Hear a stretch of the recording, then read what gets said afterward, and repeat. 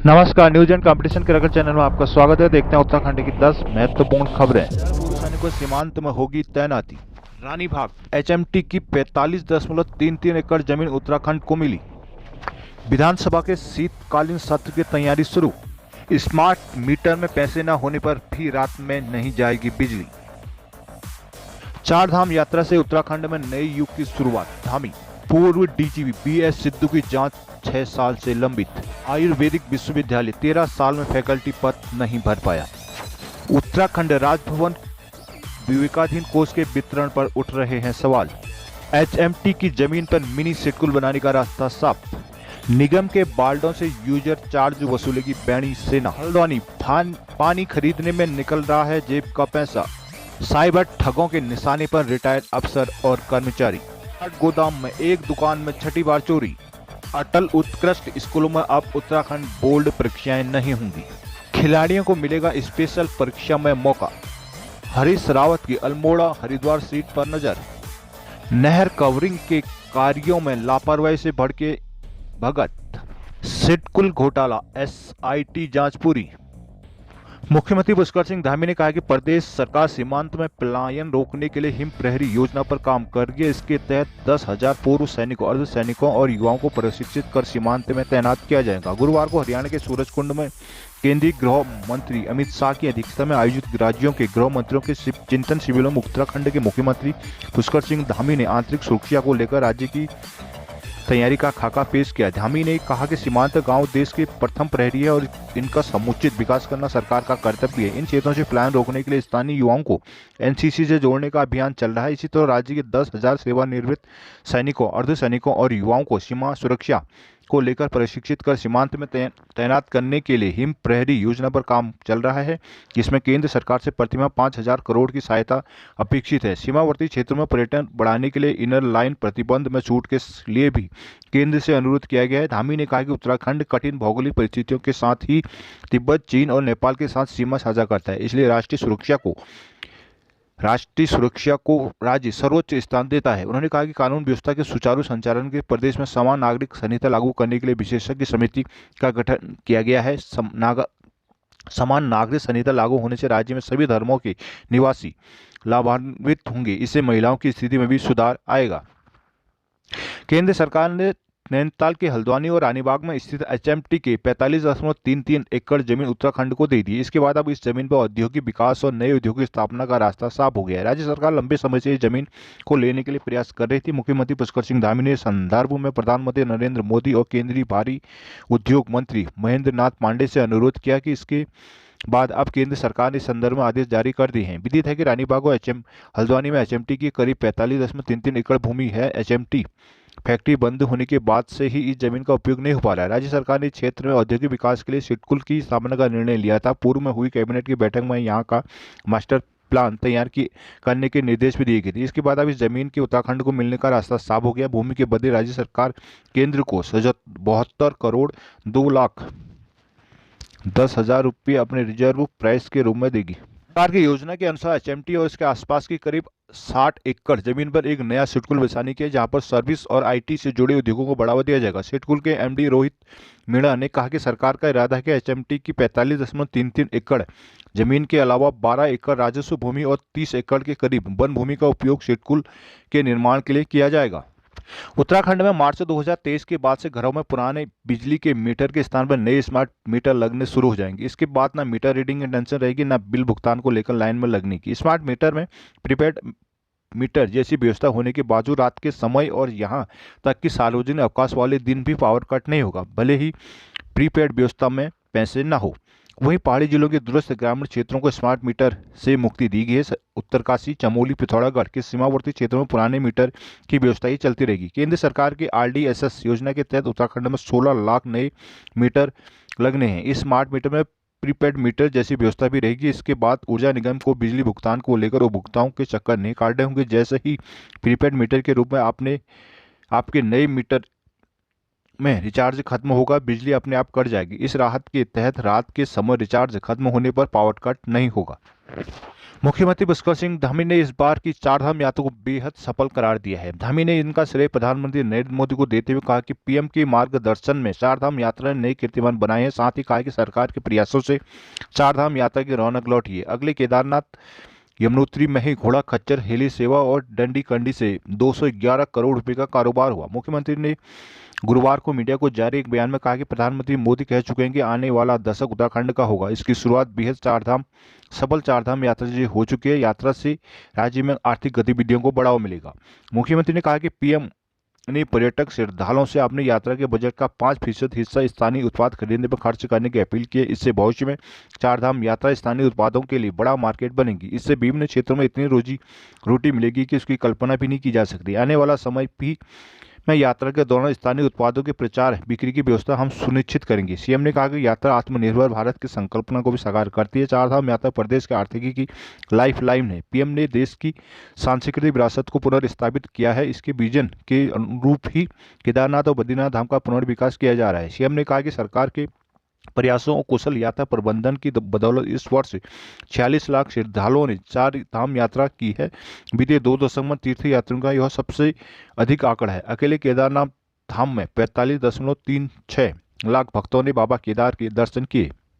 उत्तराखंड विश्वविद्यालय 13 सालों से फैकल्टी के पद भी नहीं भर पा रहा है। इस वजह से आयुर्वेद विश्वविद्यालय में छात्रों की पढ़ाई के साथ ही शोध आयुर्वेद विकास के काल पर भी प्रभावित हो गए हैं। उत्तराखंड में आयुष के विस्तार की अपार संभावनाओं को देखते हुए सरकार ने 2008 में राज्य में आयुर्वेद विश्वविद्यालय का गठन किया था। हरलावाला में इस विश्वविद्यालय की स्थापना के बाद 2014 में आयुर्वेद के 2 कॉलेज ऋषिकुल और गुरुकुल का भी इस विश्वविद्यालय से संबद्ध कर दिया गया था, लेकिन आज तक इस विश्वविद्यालय में फैकल्टी के पदों तक को नहीं भरा जा सका, जिस वजह से विश्वविद्यालय में पढ़ रहे छात्रों की पढ़ाई प्रभावित हो रही है। विश्वविद्यालय को national commission for Indian medicine की मान्यता के लिए हर साल आयुर्वेद विभाग के डॉक्टरों को यह अटैच किया जा रहा है, लेकिन इससे राज्य के अस्पतालों में कामकाज प्रभावित हो रहा है। आयुर्वेद विश्वविद्यालय में मौजूदा समय में प्रोफेसर के 43 पद हैं, जिसमें से 29 पद खाली चल रहे हैं। एसोसिएट प्रोफेसर के विश्वविद्यालय में 66 पद हैं, जिनमें से 22 पद खाली चल रहे हैं। इसी तरह विश्वविद्यालय में असिस्टेंट प्रोफेसर के 90 पद हैं, जिसमें 53 पद खाली चल रहे हैं।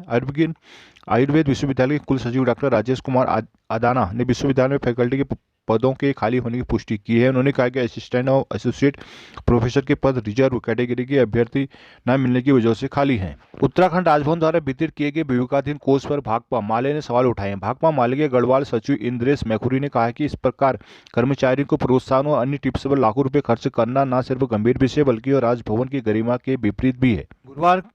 गुरुवार को हिंदुस्तान में प्रकाशित 2 साल में बख्शीश पर खर्चे किए 22.58 लाख रुपये पर प्रतिक्रिया देते हुए मैक्रू ने कहा कि राजकोष का इस्तेमाल मंदिरों को चढ़ावा देने में करना ठीक नहीं है। पूजा आराधना व्यक्ति का निजी मामला है। इसी तरह गौवंश संरक्षण के नाम पर एक ही व्यक्ति को बार बार लाखों रुपए दिए जाने पर संदेहास्पद है। उन्होंने कहा कि राजभवन एक सार्वजनिक संस्था है, किसी भी सूरत में उनकी सार्वजनिक धन के मामले में मनमर्जी की अनुमति नहीं देनी चाहिए। राजभवन के खर्च की कोई नियमावली न होना भी बेहद अफसोसजनक है।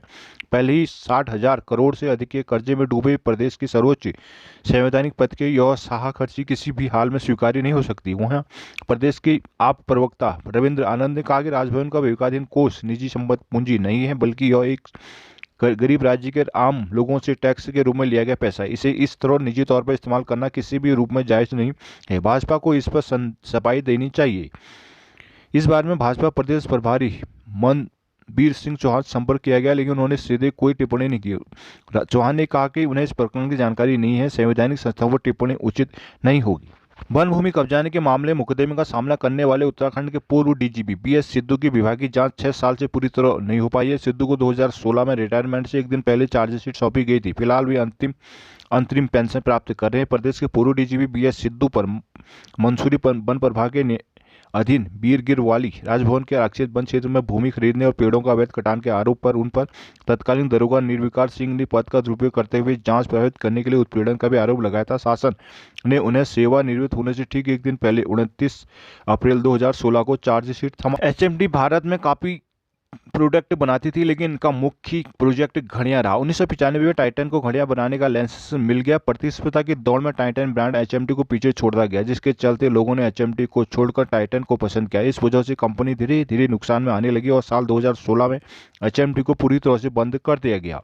हल्द्वानी की शान रही एचएमटी फैक्ट्री का परिसर फिर से औद्योगिक गतिविधियों से गुलजार होगा। एचएमटी फैक्ट्री की भूमि राज्य सरकार को हस्तांतरित होने के बाद इसके परिसर में मिनी सिडकुल बनाने का रास्ता साफ हो गया। स्थानीय युवाओं में रोजगार की उम्मीद जगी है।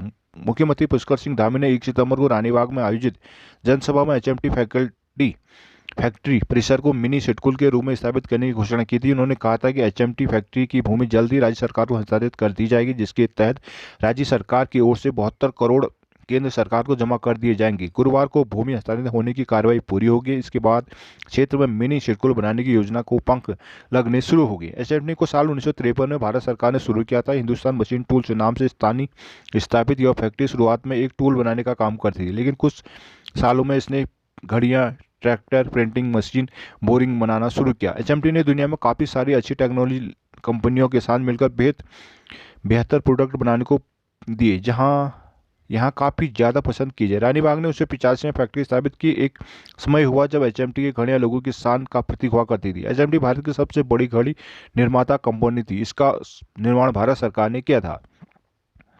रानीबाग क्षेत्र में 1982 में तत्कालीन पीएम इंदिरा गांधी की मंजूरी के बाद तत्कालीन केंद्रीय उद्योग मंत्री एनडीए तिवारी ने फैक्ट्री का शिलान्यास किया। 1985 में तत्कालीन पीएम राजीव गांधी ने फैक्ट्री का उद्घाटन किया था। 1992 तक फैक्ट्री का स्वर्णिम दौर रहा। 20,000 घड़ी प्रति वर्ष तैयार करने वाली रानीबाग इकाई शुरुआत में जोरदार तरीके से चली। 1991 के आसपास तो फैक्ट्री ने सर्वाधिक 18 लाख घड़ी तैयार का रिकॉर्ड बनाया था। इस दौरान एचएमटी ब्रांड की देश विदेशों में धूम रही, लेकिन उत्तराखंड की शान समझी जाने वाली यह फैक्ट्री को प्रबंधन और दूसरी वजहों से गर्त में जाने लगी। केंद्र सरकार ने भारी उद्योग मंत्रालय ने 2016 में इसे बंद करने का फैसला किया। फैक्ट्री और आवासीय कॉलोनियों अब खंडहर हो चुकी हैं। शहर को साफ स्वस्थ रखने और यूजर चार्ज एकत्रित करने का काम 58 वार्डों में महिला स्वयं सहायता समूह करेंगे। नगर निगम ने अगले 1 साल तक के समूहों को अधिकृत करते हुए इसे बैणी सेना नाम दिया है। निगम के 60 वार्डों में साफ सफाई की व्यवस्था, चाक चौबंद करने, यूजर चार्ज वसूलने, खुले में कूड़ा डंप करने, source segregation, door to door कूड़ा कलेक्शन, पॉलीथीन का उपयोग रोकने का काम हमेशा नगर निगम के लिए टेढ़ी खीर साबित हुआ है। इसे निपटने के लिए निगम ने महिला स्वयं सहायता समूह से आवेदन मांगे थे। सभी प्रक्रियाएं पूरी होने के बाद गुरुवार को मेयर डॉक्टर जोगेंद्र रौतेला के अनुमोदन के बाद 58 स्वयं सहायता समूह को 58 वार्डों में निगरानी समेत विभिन्न कार्यों का जिम्मा अगले 1 साल तक की अवधि के लिए दिया गया। ये सभी स्वयं सहायता समूह प्रत्येक वार्ड में यूजर चार्ज यानी डोर टू डोर कूड़ा कलेक्शन के बदले शुल्क कलेक्शन का भी जिम्मेदारी उठाएंगी। इनके एवज में समूह को प्रतिवर्ष 15% धनराशि मिलेगी। नगर आयुक्त पंकज उपाध्याय ने बताया कि वार्ड 15 किदवई और वार्ड 22 लाइन नंबर 18 से 13 तक में यूजर चार्ज की वसूली पूर्ववत जारी रहेगी। शहरी और ग्रामीण क्षेत्रों में पेयजल संकट लंबे समय से बना है। हर रोज लोग शिकायत लेकर जल संस्थान कार्यालय पहुंच रहे हैं। हालत यह है कि कई इलाकों में पिछले 1 साल से लोग पेयजल किल्लत से जूझ रहे हैं। इसके बाद भी जल संस्थान पेयजल का स्थायी समाधान नहीं कर पा रहा है। हर माह लोग पेयजल की समस्या के लिए स्थानीय समाधान की मांग को लेकर जल संस्थान कार्यालय पहुंच रहे हैं। इसके बाद भी समस्या का समाधान नहीं हो पा रहा है। हालत यह है कि कई कॉलोनियों में तो हफ्ते में 1 या 2 दिन ही पानी पहुंच रहा है, जिससे लोगों को जरूरत के हिसाब से पानी नहीं मिल पा रहा है और उन्हें निजी टैंकरों पर निर्भर रहना पड़ रहा है। इससे उन पर हर माह आर्थिक बोझ भी बढ़ रहा है। पुरानी पेयजल लाइन और आबादी बढ़ने से दिन प्रतिदिन यह समस्या विकराल होती जा रही है। विभाग 3 से 4 दिन बाद टैंकर से पानी तो भेजता है, लेकिन वह भी 1-2 बाल्टी ही मिल पाता है। लोगों का कहना है कि जल संस्थान पानी तो नहीं देता, लेकिन हर माह बिल जरूर भेज देता है। इससे लोगों में आक्रोश बना हुआ है। स्वास्थ्य विभाग के रिटायर्ड अफसर कर्मचारी साइबर ठगों के निशाने पर आ रहे हैं। पिछले कुछ दिनों में 10 से ज़्यादा अफसर कर्मचारी साइबर ठगों के कॉल आने की जानकारी कोषागार के अधिकारी को दे चुके हैं। माना जा रहा है कि स्वास्थ्य कर्मियों के रिटायरमेंट का डेटा उनके हाथ लग चुका है, जिसका फायदा उठाकर साइबर ठग उनसे संपर्क साध रहे हैं। झांसे में आने के बाद खाते खाली कर रहे हैं। वर्तमान समय में सभी विभागों में डिजिटल काम करने पर जोर दिया जा रहा है। कभी विभागों में कर्मचारियों का डेटा भी ऑनलाइन उपलब्ध रहता है, जिसके तहत कर्मचारियों की पेंशन खाता नंबर, एम्प्लॉय कोड, पता समेत कई जानकारियां होती हैं। सूत्रों का कहना है कि रिटायर्ड साइबर ठग स्वास्थ्य विभाग के रिटायर अफसर और कर्मचारियों की ऑनलाइन जानकारी जुटाकर उन्हें कॉल और मैसेज कर रहे हैं। झांसे में आने से फोन पर बात की जाती है, इसके बाद कोई लिंक भेजकर या अन्य माध्यम से उनके खाते से रकम निकाल ली जाती है। जानकारी के अनुसार 10 से ज़्यादा स्वास्थ्य कर्मियों के पास पेंशन संबंधी फोन कॉल व व्हाट्सएप मैसेज आ चुके हैं। इसके साथ भी वही प्रक्रिया अपनाई गई जैसे पूर्व पीएमएस डॉक्टर हरीश लाल के साथ हुई। जागरूकता लोगों ने ऐसी कॉल पर विश्वास नहीं करते हुए तुरंत कोषागार के अधिकारी कर्मचारियों से संपर्क किया, जिसके चलते वो ठगी से बच गए। विधायक बंशीधर भगत ने बुधवार को अपने आवास पर लोक निर्माण, बिजली, जल निगम, जल संस्थान और सिंचाई विभाग के अधिकारियों के साथ क्षेत्र में हो रहे विकास कार्यों को लेकर समीक्षा की बैठक की। इस दौरान क्षेत्र में धीमी गति से हो रही नहर कवरिंग के कार्य पर नाराजगी व्यक्त की गई। उन्होंने चेतावनी दी कि यदि अधिकारी विकास कार्यों के प्रति संवेदनशील नहीं रहे तो उनके खिलाफ प्रतिकूल प्रविष्टि की कार्रवाई की जाएगी। ऊंचा कुल स्थित आवास में अधिकारियों के साथ हुई बैठक में विधायक भगत सिंह ने बताया कि पंचक्की चौराहे से कमलवा गांजा और चौपुला से त्रिमूर्ति मंदिर तक 45 करोड़ रुपए से नहर कवरिंग का कार्य होना है, जिसके लिए शासन ने 10 करोड़ रुपए कार्रवाई विभाग का अवमुक्त कर दिए हैं। शेष धनराशि एक मुश्त अवरुक्त कराने को वह स्वयं मुख्यमंत्री से वार्ता करेंगे। उन्होंने बताया कि निर्माण कार्यों की वजह से त्योहारों के सीजन में आम जनता को खासी परेशानी का सामना करना पड़ता है। लोगों से उनसे शिकायत की है। उन्होंने अधिकारियों को निर्देश देते हुए कहा कि निर्माण कार्यों को चरणबद्ध तरीके से सभी विभाग आपसी सामंजस्य बनाकर 1 महीने के भीतर समेट लें। चौपुला चौराहे से ऊंचा पुल तक तत्काल काम पूर्ण कर लिया जाए, जिसके बाद की ऊंचा पुल से त्रिमूर्ति मंदिर तक की नहर कवरिंग का काम शुरू करें। विधायक ने जल संस्थान और बिजली विभाग के अधिकारियों को निर्देशित किया कि दोनों विभाग पाइपलाइन और बिजली लाइन समय से बिछाने का काम पूर्ण कर लें, ताकि सिंचाई विभाग नहर कवर करने को स्लैब डालने का काम कर सके। बैठक में अधिशासी अभियंता लोक निर्माण अशोक चौधरी, सिंचाई के बिष्ट, जल संस्थान एम श्रीवास्तव, सहायक अभियंता विद्युत विद्याभूषण जोशी, नलकूप के आरबी, लोक निर्माण के ललित तिवारी, कनिष्ठ अभियंता एस मर्तोलिया, नीरज आर्य आदि मौजूद थे। अटल उत्कृष्ट स्कूलों में उत्तराखंड बोर्ड की परीक्षाएं नहीं होंगी। इन स्कूलों में इस बार से सीबीएसई की बोर्ड परीक्षाएं संचालित की जाएंगी। इस वजह से जिले में उत्तराखंड बोर्ड के परीक्षा केंद्रों की संख्या कम होकर अब 109 हो गई है। विभाग ने 16 अटल उत्कृष्ट विश्वविद्यालय में परीक्षा नहीं होने पर 12 नए केंद्र बनाए। नई परीक्षा केंद्रों के निर्धारण के लिए शिक्षा विभाग ने तैयारियां शुरू कर दी हैं। अटल उत्कृष्ट स्कूल में अंग्रेजी माध्यम से पढ़ाई की जा रही है। इस वजह से यहां अब सीबीएसई बोर्ड के तहत हाई स्कूल और इंटरमीडिएट की परीक्षाएं होंगी। इस वजह से संबंधीकरण वाले अन्य स्कूलों को इन केंद्रों के नजदीकी स्कूलों में स्थानांतरित किया जाएगा। अटल स्कूलों में सीबीएसई पैटर्न लागू होने के बाद जिले में उत्तराखंड बोर्ड परीक्षाएं घटकर 97 रह गई हैं। इससे पूर्व तक जिले के 114 केंद्रों में उत्तराखंड बोर्ड की परीक्षाएं होती थी। जिले की 8 ब्लॉकों में 2-2 यानी कुल 16 अटल उत्कृष्ट स्कूल की स्थापना की गई। नई व्यवस्था लागू होने के बाद शिक्षा विभाग ने उत्तराखंड बोर्ड परीक्षा के लिए 12 नए केंद्र भी बना दिए हैं, जिसमें अब कुल 109 केंद्रों में परीक्षा होगी। प्राइवेट स्कूलों से पढ़ाई करने वाले खिलाड़ियों की यदि बोर्ड परीक्षा किसी राष्ट्रीय अंतर्राष्ट्रीय प्रतियोगिता के कारण छूट जाती है तो उन्हें दोबारा परीक्षा देने का मौका मिलेगा। इसके लिए उन्हें अपने स्कूल के माध्यम से संबंधित शैक्षिक सत्र में 31 दिसंबर तक केंद्रीय माध्यमिक शिक्षा परिषद सीबीएसई से आवेदन करना होगा। मुख्य परीक्षा देने का दोबारा मौका केवल उन्हीं छात्र छात्राओं को मिलेगा जिन्होंने भारतीय खेल प्राधिकरण साई, भारतीय क्रिकेट कंट्रोल बोर्ड बीसीसीआई द्वारा आयोजित कोई प्रतियोगिता या Homi Bhabha centre for science education के ओलंपियाड में भाग लिया होगा। सीबीएसई के परीक्षा नियंत्रक डॉक्टर संयम भारद्वाज की ओर से बोर्ड से संबद्ध सभी स्कूलों के प्रधानाचार्य को इस संबंध में सर्कुलर जारी किया गया है। सीबीएसई द्वारा ऐसे छात्रों को स्पेशल परीक्षा देने का मौका दिया जा रहा है जिनकी बोर्ड परीक्षाओं की तिथि साई और बीसीसीआई द्वारा मान्यता प्राप्त कार्यक्रमों की तिथि से मेल खा रही हो। इसके अलावा बोर्ड उन छात्रों के लिए भी बाद की तारीखों में विशेष परीक्षा आयोजित करता है जो अंतर्राष्ट्रीय ओलंपियाड में भाग ले रहे हैं और उनकी सीबीएसई बोर्ड की परीक्षाएं ओलंपियाड की तिथियों से टकराती हैं। ऐसे में प्रत्येक शैक्षिक सत्र में जो छात्र किसी प्रतियोगिता या ओलंपियाड की वजह से बोर्ड परीक्षा नहीं दे सके उसे 31 दिसंबर तक अपना आवेदन अपने स्कूल को देना होगा, जिसके बाद स्कूलों द्वारा साई, बीसीसीआई आदि से संबंधित प्रतियोगिताओं के प्रमाण पत्र प्रदान करने के लिए अनुरोध किया जाएगा। प्रमाण पत्र मिलने के बाद स्कूल छात्रों के आवेदनों को सीबीएसई के केंद्रीय कार्यालयों को भेजेगा। इसके बाद 15 जनवरी तक बोर्ड द्वारा स्कूलों को स्पेशल परीक्षा के लिए सहमति प्रदान की जाएगी। लोकसभा चुनाव 2024 को लेकर राजनीतिक दलों में अंदर खाने सुगबुगाहट शुरू हो गई। भाजपा के कुछ चेहरे शुभारंभ उद्घाटन के बहाने अपनी तैयारी में जुट गए हैं। इस मामले में अब तक कांग्रेस पीछे चल रही है। पार्टी से कोई भी बड़ा चेहरा अब तक लोकसभा चुनाव को लेकर सामने नहीं आया। हालांकि पूर्व सीएम हरीश सिंह रावत ने सालों में हरिद्वार और अल्मोड़ा पिथौरागढ़ सीट पर फिर दिलचस्पी दिखाई है। सोशल मीडिया में पोस्टें शेयर कर पूर्व सीएम रावत ने कहा कि हिमाचल के चुनाव प्रचार के बाद जल्द ही वो दोनों संसदीय क्षेत्रों का भ्रमण कर पुराने साथियों से मुलाकात करेंगे। हरीश रावत ने सोशल मीडिया में लिखा कि सूर्य ग्रहण के बाद उन्होंने हर की पेड़ी पर गंगा जी में स्नान किया और मां से अपने और कांग्रेस की गंगा के लिए आशीर्वाद मांगा। कांग्रेस की ओर से कांग्रेस के माध्यम से समाज की सेवा करते हुए उन्होंने दिसंबर में 55 वर्ष पूरे हो जाएंगे। अब कांग्रेस के माध्यम से समाज की सेवा करते हैं। अब समय आ गया कि जब उन्हें अपनी क्षमताओं का आकलन करना होगा। यह बात हर की पेड़ी में जब उनके मन में आई तो लगा जैसे माँ गंगा कह रही हो कि कोई भी निर्णय करने से पहले तुम्हें एक बार अल्मोड़ा संसदीय क्षेत्र और हरिद्वार संसदीय क्षेत्र के लोगों से बातचीत करनी चाहिए। ऐसे में हिमाचल के चुनाव प्रचार के बाद हरिद्वार में पद यात्रा करेंगे और कार से अल्मोड़ा संसदीय क्षेत्र के अपने पुराने साथियों से मिलेंगे। इस सियासी पंडितों की माने तो रावत कई बार राजनीति छोड़ने तक का मन बना चुके हैं। ऐसे में अपनी जिन क्षमताओं का आकलन की बात कर रहे हैं उनसे कहीं ना कहीं लोकसभा चुनाव लड़ना भी शामिल है।